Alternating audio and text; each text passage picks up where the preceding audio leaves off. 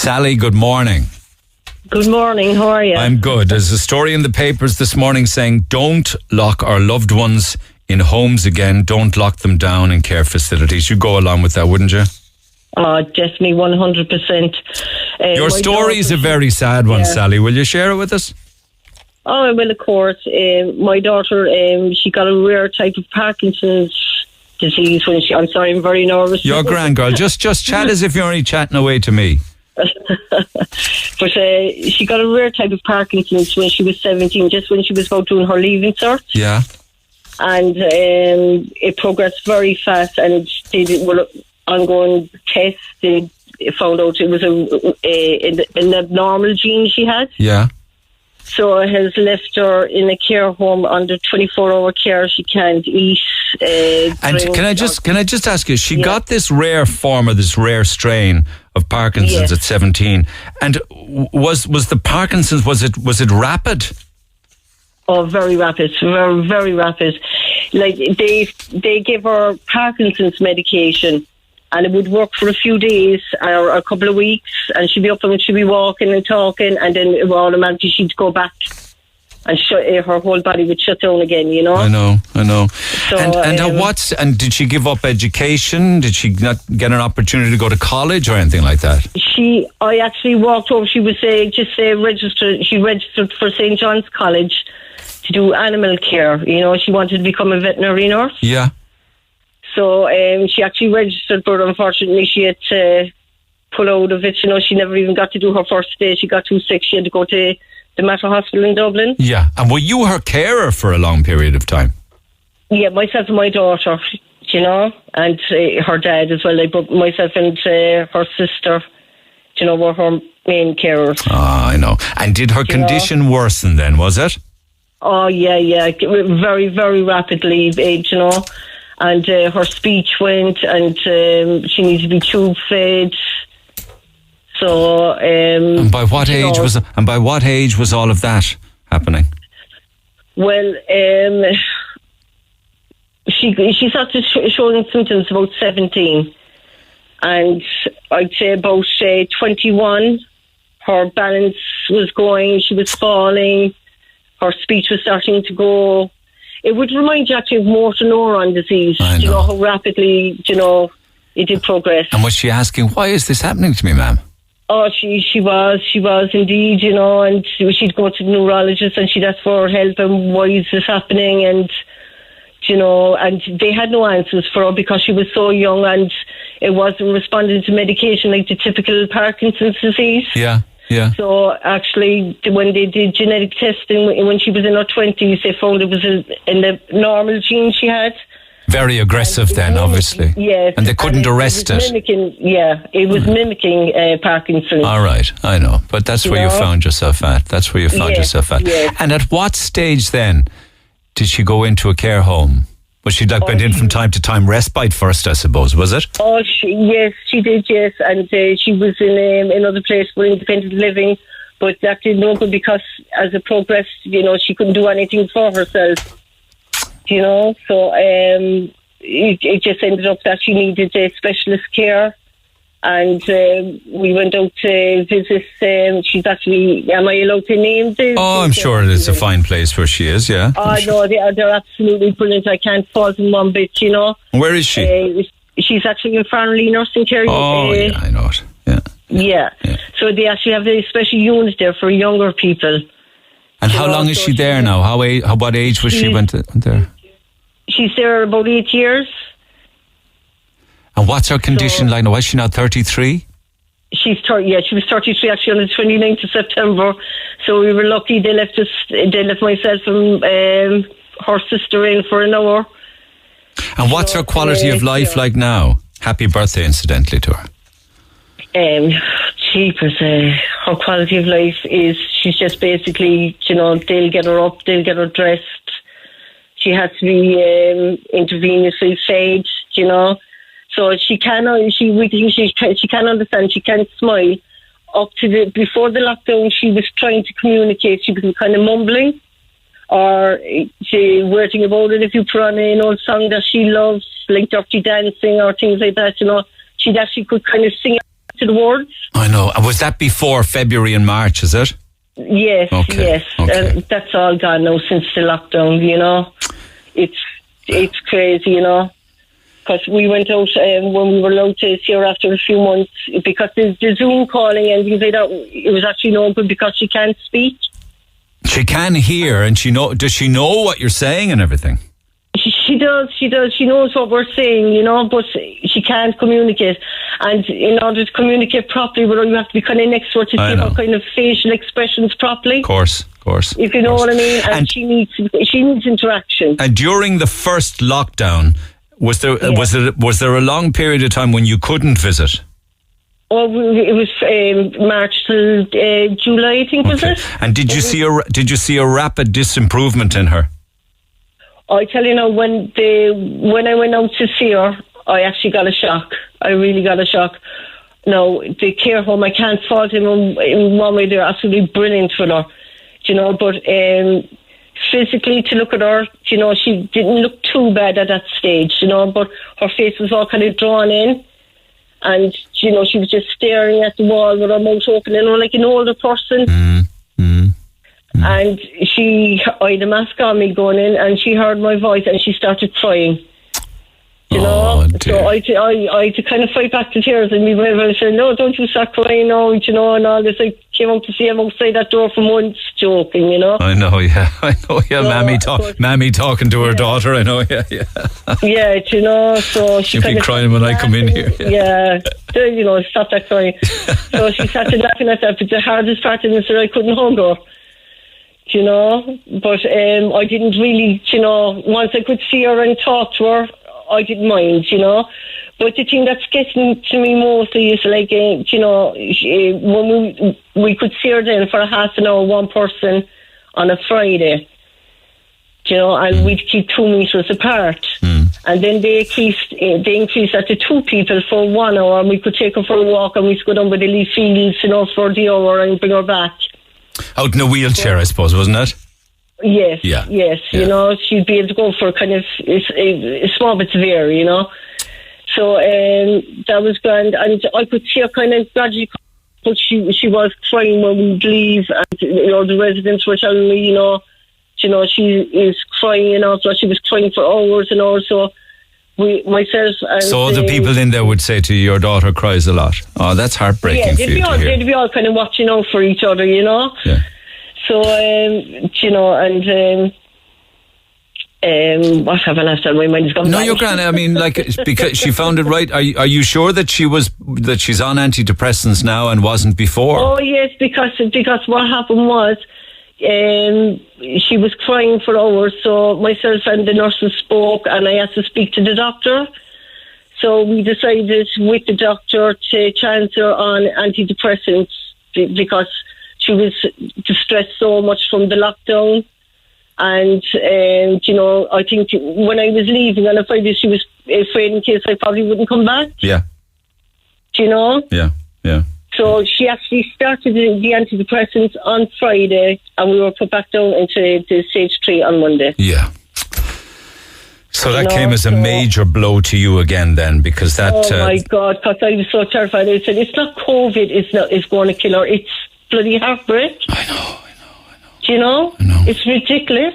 I mean to say, if workers can put on PPE gear, scrub up, and go in, why can't her mother, especially if she's in a distressed state? And even in full PPE and mask and everything, you're saying she'd still know you and she'd still be happy even with that? Of course she would, because she'd recognise my voice, or like the mother, like, stop crying now, you know. I know. So, like, I tried to contact Micheál Martin, like, you know, it was no good, you know. And it's not just Jessica, like, I'm Jessica's voice, she can't speak. Would you bring in treats when you go in, like a cake or maybe a bag of sweets or a bottle of orange or something? I tell you now, she can't eat, but her neurologist... Is it all intravenous now? It is? Well, except for ice cream, anything that can... Ice cream, yeah. Yeah, a bit of ice cream. Even then with the staff were very good, especially one in particular, Mary is her name. And they said she made shots of ice cream for a birthday party. Shots? Shots of ice cream. Clever woman. You see, the problem now at the moment is they're reporting cases in care facilities. I mentioned Donegal, 30 cases, Laois, 21 of them, Tipperary, 2, and that includes actually staff as well.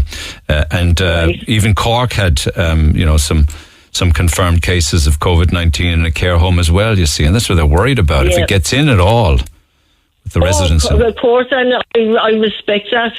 Like the one in Port Laois, for instance, they were dealing with 31 cases. 21 of the cases were residents and 10 were staff. So you're asking yourself, how did it get in, you see? Oh, I know, but this is where regular testing should come in, especially in care homes, with the workers. But what I'm saying, if a resident, if they find a resident that is in a distressed state psychologically and mentally from the lockdown, that if they could get one of the family members, right, get tested, we'll wrap you up in PPE or whatever it takes, and like where Jessica is, she has a back door. You could slip in and out a back door. Like if you're saying, I think it's what you were saying to the lads, was that if cleaners can go in and out and out, why, for compassionate grounds, can't a mother go in to Jessica or another similar story to yours, where you're saying your daughter is just fading away? Exactly, and that's what she is. She is fading away. Now she has good days from it, because they'd be singing to her and they're doing their best, to keep her, in a good humour. Listen, the home are following the guidelines. That's what they're doing. Yeah. Oh, they are brilliant, But she hasn't seen her niece and her 2 little nephews since March.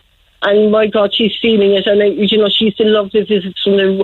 Like, we used to be out there nearly every day. I know. But you wouldn't be expecting to be out there every day. Like No. I'm talking about even a half an hour a week. I suppose what people want really is any kind of a solution to this that doesn't involve complete and utter lockdown and no access to a loved one. Yeah, exactly. Any kind of a plan at all. It's hard enough for what's after happening to my daughter and for other people that's in care homes. But I put myself in that situation, and it's like being punished all over again, for something that they haven't done. I know. It's like being in prison, really, I know. So as I said, like my daughter's on the ground floor. She has a back entrance directly into her room. So if I got into PPE gear, I wouldn't even have to enter the part of the nursing home. It would be just even stand at her door. I know. I know. I think there are special dispensations for compassionate grounds, aren't there? There are, but they don't seem to be giving them to anybody. Well, it says, I just checked it before I came on the air again. It said long-term residential care facilities, visits are suspended, and you're right there, Sally. Apart from critical and compassionate grounds. Would yours not be on compassionate grounds? I suppose it would, but they said, right, you can have a window visit. Window visit. But that's no good, because she can't speak. You need to be kind of, face to face with her. And when you're sitting there with Jessica, do you do all of the talking then? Is it, and she does all of the listening? Yeah, but she has facial expressions. And can you read them? Like, what would a conversation be? What would you talk about? Oh, I just tell her all the gossip at home. This person is killing this person and whatever, And does she react to that with her eyes or her face? Yeah, she can't even kind of blink for once or twice, but I know by her eyes, like she kind of raise her eyebrows, for yes, and she'd laugh out loud, and you know by looking at her, conversing with her, that she can understand. And is there any chance of improvement with all the modern medicines now? No, unfortunately, not in Jessica's case. I've been on, she was on stage going back about, 5-6 years ago. I could be wrong how many years, in Dublin, in front of experts all over the world. It was the Movement Disorders Conference, and doctors from all over the world came to it. And they said what she has is so rare that they didn't really even have a name for it or know what they were dealing with. All they knew was that it was an abnormal gene, but what makes Jessica's more rare is that normally you need a gene from the mother and the father to create, a disease, an abnormal gene. Yes. But she has only one of those genes, which makes it rare again. So she, they can't figure it out. But like, I understand how it's impacted on you because you see your daughter when she was, born 5, 10, 15, 16 years old, probably very bright with a future to look forward to. Oh, she was very intelligent, yeah. And now you see a daughter, and I don't want to upset you, but her mind is fine, but she's trapped. Exactly, yeah. How do you feel about that? Like, it must be torture for her. It is torture. It's torture for everyone. It's torture for her, especially when when the communication is gone, and it is very hard, and sometimes I have to kind of block it out or I go insane, and live in the moment, I need to say, I used to be up 4 o'clock from the morning, even to this day, researching papers and medical papers online to see if there's any breakthrough, and I know that Professor Luke O'Neill, they've come up with some sort of drugs that's after being bought, I think, by the Roach Company for Parkinson's disease, but it's still on trial.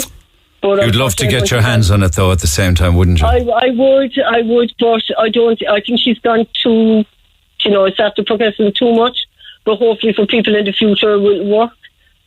But it's like bittersweet, really. So how do you feel about, the coming weeks or perhaps months? It was devastating for you. Oh, my God, yeah. I'm just worried about her mental health, being honest. As I said, it's the Heartbreak is going to kill her, not the COVID, because she will decline more, because... Heartbreak will kill her, not the COVID. Yeah. People say that now more and more, don't they? That people's mental health and depression and anxiety and stress. You see a lot of people in the residents, they're lost. They're lost, looking at them. You can see it in their eyes, So I would hope that on compassionate grounds, because it does say that in level 3, it said visits suspended apart from critical and compassionate grounds, that yours would certainly be a compassionate case. Yeah. Oh, I know, but even for the other residents, they should come up with something, because if we go into, this long term, they can't leave people like this. They've got to come up with a better plan that keeps people safe, but allows some kind of access. Not exactly for you as her mother, but more importantly for Jessica and others like her of all ages in care homes. Exactly, that's what I'm saying. It's not just Jessica. Like it's for anybody in residential care. It's inhumane. It's inhumane. So that's it, really. I know. So and with Christmas coming up, there now it's going to be harder again. Because I've never been a Christmas away from my baby. No matter what age she is, she's always going to be my baby. She is, of course. And at Christmas time, would she come home normally, or would you visit her, or what? Normally we bring her. My house, we haven't got wheelchair access, but my daughter's home is, so we normally bring her home for a couple of hours. On Christmas Day? Yeah, on Christmas Day, and there was a couple of times, she was too sick to come home, so we brought Christmas before we brought turkey and everything else. But on the Christmases that she can go to your daughter's home, can you notice that she's very excited and happy about that visit? Oh yeah, because she's starts kicking all over the place. Oh my God, the simple things. The simple things. When you hear stories like yours and Jessica's, and we worry about things that are just nonsense, I mean... it's crazy, the simple things. I know now people have other worries as well, but Jessica is my priority at the stage, not shops and restaurants. I know. Livelihoods are at stake, but, I think the government should, they will have to come, especially if this is going to be long term. they're going to have to get their asses together. Do you mind? Can we share your story with others in a hope that maybe people might listen and think about coming? I know that Sage Advocacy, who advocate on behalf of families and residents in nursing homes, they want a better plan than the one that's just involving locking away loved ones. You can share with the world. Thanks, girl. All right. Listen, do stay in touch, Sally. I will, of course. And listen, thank you very much. Not at all. Thanks for taking the call. Appreciate it. Take care. Appreciate it. Take care. Appreciate